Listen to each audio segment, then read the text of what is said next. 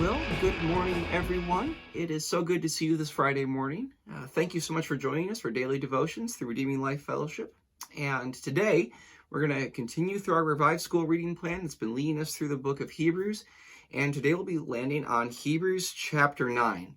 And today, we're going to try and keep things really short and sweet, but that I want you to be able to, or I want us to use this time to wrap our minds around at least two features that figure prominently in a chapter like chapter 9. And indeed, you could probably say if these two concepts actually figure prominently in the book of Hebrews as a whole, and that as we're reading through the book of Hebrews, it's helping us try and wrap our minds around in what ways Christ is indeed clearly superior than Moses, than the angels, than the old high priests, the old covenant, that the author is wanting us to look at Jesus and in what ways he is clearly superior because he is the real deal. Indeed, he fulfills what was in so many ways, in so many way in which that Jesus fulfills the Old Testament, that what we see in the Old Testament, in the sacrificial system, the Levitical priesthood, Moses, etc., are really just shadows of what is to come and what is to be fulfilled in Jesus. So there's at least two things that I want us to wrap our minds around, or at least wrestle with as we come to a passage like Hebrews chapter 9.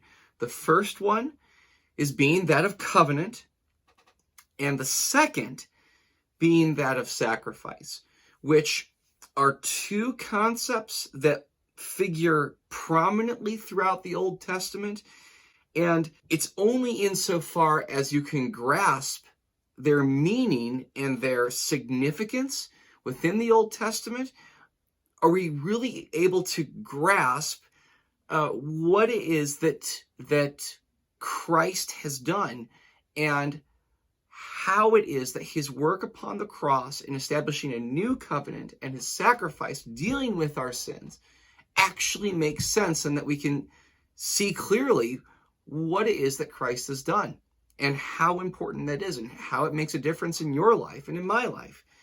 So in the first place, go ahead. I would encourage you, if you haven't already, do read through Hebrews chapter 9. If not, we'll just be focusing really primarily on only just a handful of verses today. I want us to read through.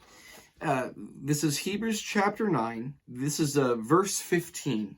And it says, "For this reason, Christ is the mediator of a new covenant, that those who are called may receive the promised eternal inheritance, now that he has died as a ransom to set them free from the sins committed under the first covenant." It's worth noting, this is the sort of verse where the writer suggests to us, or encourages us to see in what ways the sacrifice of Jesus on the cross has the power to actually deal with sins that are in the past. And that's an encouraging thought to me, because maybe your past, like my past, is filled with a lot of sin and a lot of things that I'm ashamed of. But the work of Christ addresses those very things. But one of the things that I want us to bear in mind as we're reading through a book like Hebrews is that what Christ accomplishes on the cross is to bring us into covenantal fellowship with the living God, which I think for some of us is something maybe a little bit abstract, and if it's not abstract, is something a little bit, I don't know if frightening is the right word, but just actually maybe in some measure, sometimes undesirable, particularly as we as a culture or as a people, I think, are increasingly afraid of commitment within relationships. In other words, that we continue within our relationships because we're bound by a covenant to them.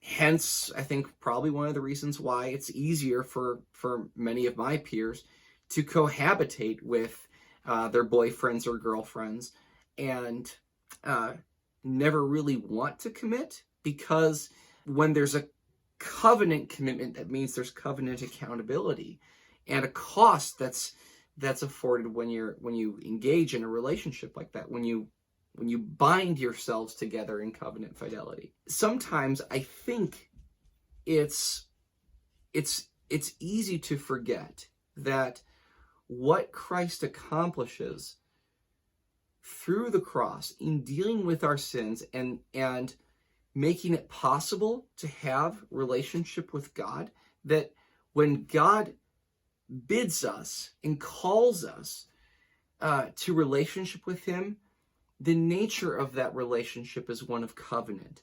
God rescues us and deals with our sin so that we can walk in faithfulness and wholehearted devotion and love towards God above all things. It's all important for all of us to remember that when God calls us, when he rescues us, when he deals with our sin, he calls us into covenant fellowship with him. But secondly, the issue of sacrifice that really does figure prominently in a chapter like Hebrews chapter 9. Let's look at a verse. It's actually quite a famous, perhaps well-known verse in Hebrews. This is Hebrews chapter 9, verse 22. It says, "In fact, the law requires that nearly everything be cleansed with blood." If we're reflecting on the purification of the priests and the temple instruments back in Leviticus, you know that everything that has to be marked and cleansed with blood. And which is weird for us to think, because when we get blood on something, we think that we have to get it off to make it cleansed. But in light of Leviticus, it's the blood itself that actually cleanses. It's the cleansing agent, or the purification, the thing that makes this sort of thing holy. When we start talking about blood and sacrifice and cleansing, we realize that we're in a way of speaking and understanding that is really just foreign to most of us modern readers. And it forces us to have to go and think in the terms that most of the ancient readers understood well, and understood much better than we do. And so, but let's finish. And it says this: "And without the shedding of blood, there is no forgiveness." Let's repeat that. "And without the shedding of blood, there is no forgiveness."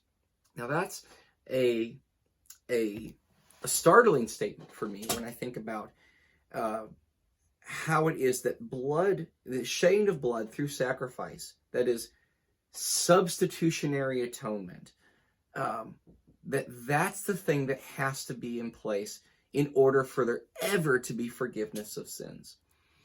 And perhaps you, like me, have read passages like this and just wondered to yourself, why is it that blood and blood shed through sacrifice in substitutionary atonement, why is this thing necessary in order to bring about forgiveness? And I want to try and simplify, maybe even probably oversimplify these sort of things, this complicated matter for you, just so that we can at least begin to try and wrap our minds around this. That wherever it is that you see the sacrifice of an animal in the Old Testament and its giving of its blood. It is symbolic, at the very least, symbolic of that animal giving its life, surrendering its life, so that somebody else can live, or something else can live. This is the thing, a way of understanding and thinking that is self-evident. It even goes without being said throughout the ancient world. That is, when something else dies, whether it's an animal or plants or whatever, that thing dies and you eat it. So that means this thing dies so that you can live. Whenever it is that blood is involved, it symbolizes in what way or to what extent that that by virtue of somebody or something else dying, it dies, it gives its life so that your life can continue. That's what we mean by substitutionary atonement. That is, somebody has died the death that you deserved so that you can live on. This is the thing that I think is still pretty foreign, even to those of us who have been raised in a Christian family, in a Christian home, in a Christian environment, to remember that sin, the sin that you and I are both guilty of, even unconscious sin, is sin that brings death, and it brings separation from God. And that until somebody else dies our death in our place, we don't have any kind of hope for life, indeed everlasting life, and reconciliation with God. It's because of Christ's work, indeed his completed work of what it is that he has done, that animal sacrifice is no longer necessary, because his work and his sacrifice of his blood and his death means that by virtue of his death, that means you and I can actually live. And I think even as Christians, that reality is a thing that just so oftentimes gets forgotten or becomes so familiar that we begin to treat it as something trite or treat it with contempt. I would encourage you, as you're reading through Hebrews, take note on in what ways Christ's sacrifice was indeed superior, in that it accomplishes what the sacrifice of animals could never accomplish. Not only to the extent that it actually deals with our sins, but that it does so in a way that is complete and it's final, that sacrifice doesn't have to continue on in order for us to have a right relationship with God. What it is that Christ has accomplished is enough. And I pray that it's enough for you and it's enough for me. And that because we believe that it's enough, that we will hold fast to Christ and fix our eyes on him today. So thank you so much for taking the time to have daily devotions with us. Encourage you to please subscribe to our YouTube channel so you get daily notifications. And I pray God would bless you, and I pray that you and I would walk in covenant faithfulness with God, and that we would never ever forget that our blessing of walking in covenant fellowship with God is made possible, and only possible, through the perfect and complete and finished work of Christ and his sacrifice that deals with our sins and our alienation with God. So God bless you, God keep you, and I pray that God's absolute best for you today, and indeed in the days and years in the time to come. So take care.